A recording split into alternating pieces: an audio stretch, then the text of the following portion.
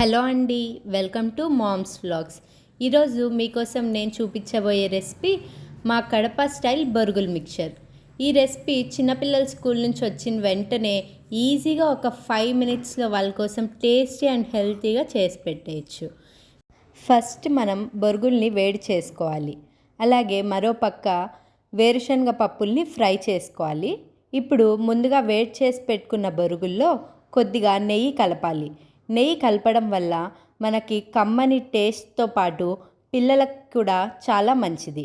అలాగే మనం పుట్నాల పప్పు ఒక కప్పుని వేడి చేసుకోవాలి. ఇప్పుడు వేడి చేసి పెట్టుకున్న పుట్నాల పప్పుని అలాగే ముందుగా ఫ్రై చేసి పెట్టుకున్న వేరుశనగ పప్పుని ఆ బొరుగుల మిక్చర్లో కలపాలి.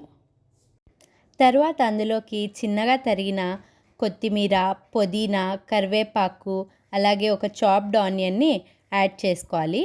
ఇందులోకి మనము పచ్చిమిర్చి కూడా యాడ్ చేసుకోవచ్చు, కానీ మా ఇంట్లో మేము పచ్చిమిర్చి తినమనేసి మా మమ్మీ కారపొడి యాడ్ చేస్తుంది.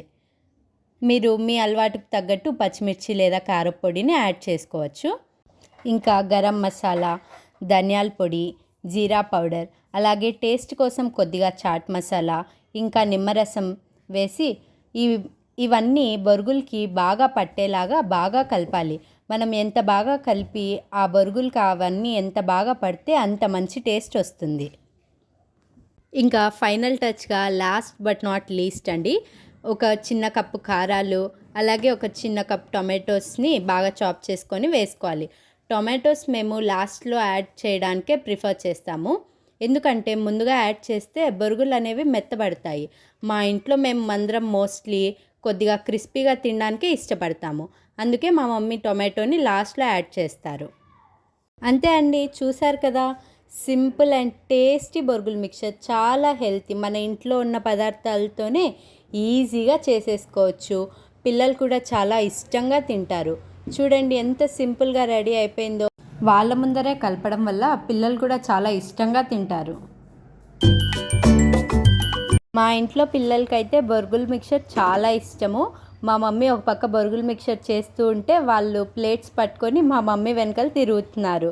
చూడండి ఎలా అల్లరి చేస్తున్నారో, మీకే చూపిస్తాను. లాస్ట్ వరకు చూడండి, లాస్ట్లో మీకు ఆ క్లిప్ యాడ్ చేస్తాను నేను. మీరు కూడా ట్రై చేయండి, చాలా ఈజీగా చేసుకోవచ్చు, ఎక్కువ టైం కూడా పట్టదు, ఇంట్లో ఉన్న వస్తువులతోనే చేసుకోవచ్చు. మనకు చాలా ఫ్రెష్ ఫీలింగ్ వస్తుంది, ప్లస్ హెల్తీ కూడా.